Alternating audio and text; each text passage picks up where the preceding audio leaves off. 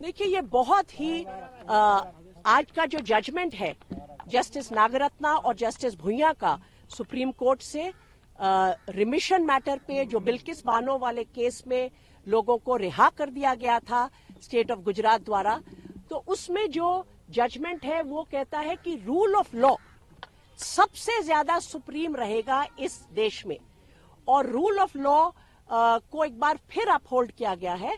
और अदालत ने कहा है रूल ऑफ लॉ सबके लिए सेम है, चाहे आप कोई भी हो, वो आप सब पर बराबर अप्लाई करेगा।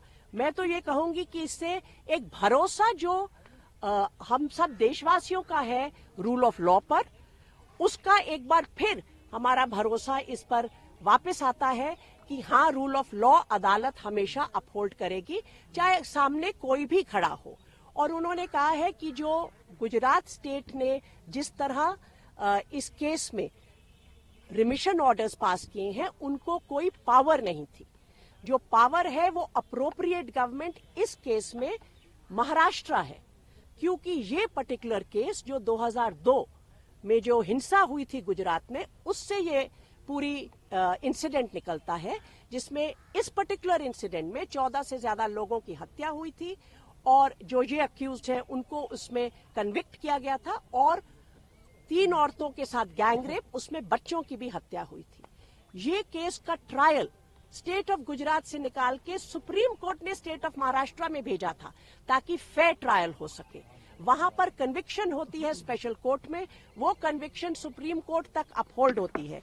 उसके बाद ये रिमिशन जो स्टेट ऑफ गुजरात देता है, ना तो कोड ऑफ क्रिमिनल प्रोसीजर में उनको इसकी का अधिकार है, ना सुप्रीम कोर्ट की जो कॉन्स्टिट्यूशन बेंच की जजमेंट्स है वो इसका अधिकार देती हैं। तो एक तरह से ये पूरा का पूरा जो सिलसिला चला, ये without the authority of law था, उसमें कोई भी तथ्य नहीं थे और कानून के खिलाफ था। अगर कोई ऑर्डर कानून के खिलाफ होता है और उसमें कोई भी स्टेट एक्ट करता है, उसको सेट असाइड कर दिया जाता है, क्योंकि वो कानून की नजर में फैसला है ही नहीं।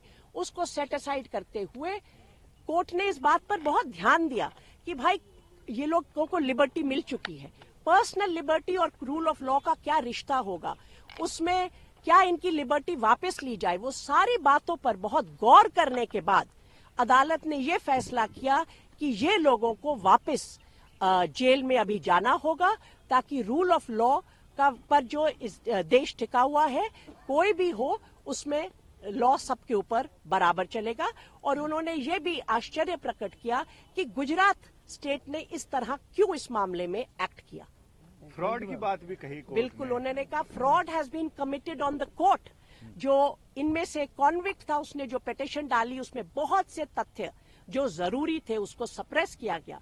कॉन्विक्ट ने तो सप्रेस किया, मगर स्टेट ऑफ गुजरात ने भी उन बातों को अदालत के सामने दोबारा उजागर नहीं किया रिव्यू पिटीशन के जरिए। महिलाओं के सम्मान को लेकर के भी सुप्रीम कोर्ट ने जी, उन्होंने कहा कि देखिए, इसमें जो महिलाओं का सम्मान है, महिलाओं की जो डिग्निटी है, अभी वो पूरी बातें तो पढ़ेंगे जब जजमेंट अवेलेबल होगा, उसको कैसे अपहोल्ड किया जाएगा, वो रूल ऑफ लॉ के थ्रू अपहोल्ड होता है। और इसलिए रूल ऑफ लॉ पूरे देश में सबसे ज्यादा सुप्रीम होगा।